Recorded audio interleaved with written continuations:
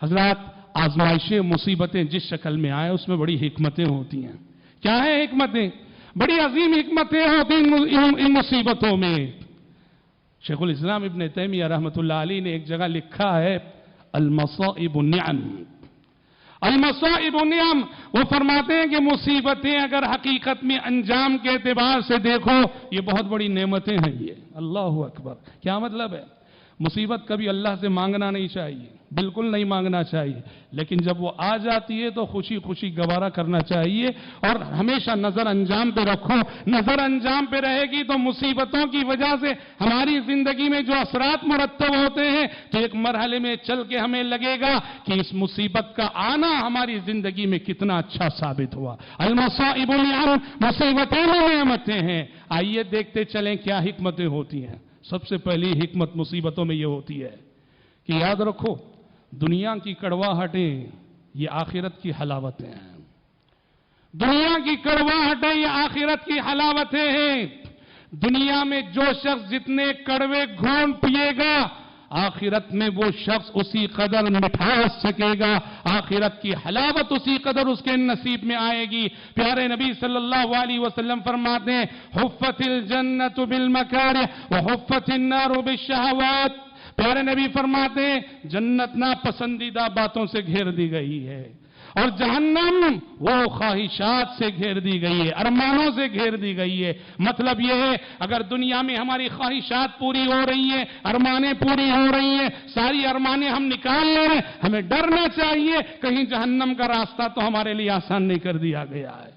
لیکن اگر دنیا میں ناگوار باتیں ہمارے ساتھ ہو رہی ہیں، آزمائشیں آ رہی ہیں، آلام آ رہے ہیں، مصیبتیں آ رہی ہیں، پیارے نبی فرماتے ہیں جو شخص مصیبتوں کا جتنا مقابلہ کرے گا اس میں اور جنت میں فاصلہ اتنا ہی سمٹے گا، وہ جنت سے اسی قدر قریب ہوتا جائے گا. تو یاد رکھو دنیا کی کڑواہٹیں یہ آخرت کی حلاوتیں ہیں. جو دنیا کی میں جتنے کڑوے گھونٹ پیے گا آخرت میں اسی قدر میٹھے گھونٹ اسے پینے کو ملیں گے.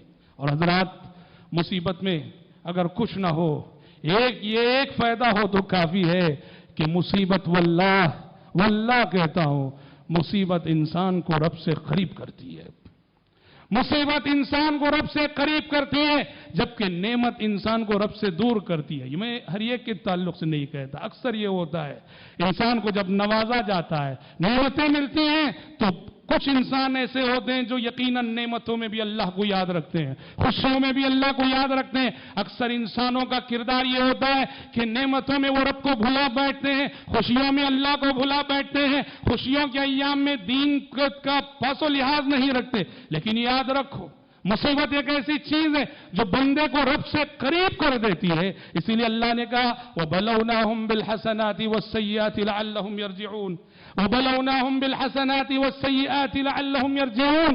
ہم لوگوں کو اچھائیوں کے ذریعے سے بھی آزماتے ہیں، مصیبتوں کے ذریعے سے بھی آزماتے ہیں. کیوں؟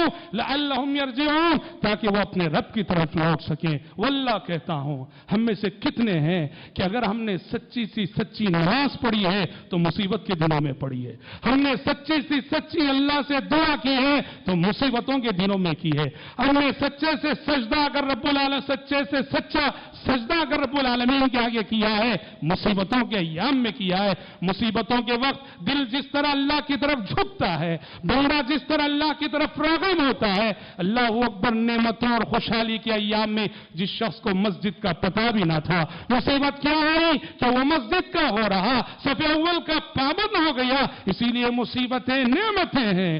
دنیا میں دیکھو قومی سطح پر اگر بات کی جائے دنیا میں مسلمانوں پر جہاں جہاں ظلم ہوئے، وہ کسی بھی ملک کی بات ہو، وہ کسی بھی فساد کی بات ہو، جہاں جہاں مسلمانوں پہ ستم ڈھائے گئے یقیناً آزمائشیں بہت بڑی مصیبت ہے.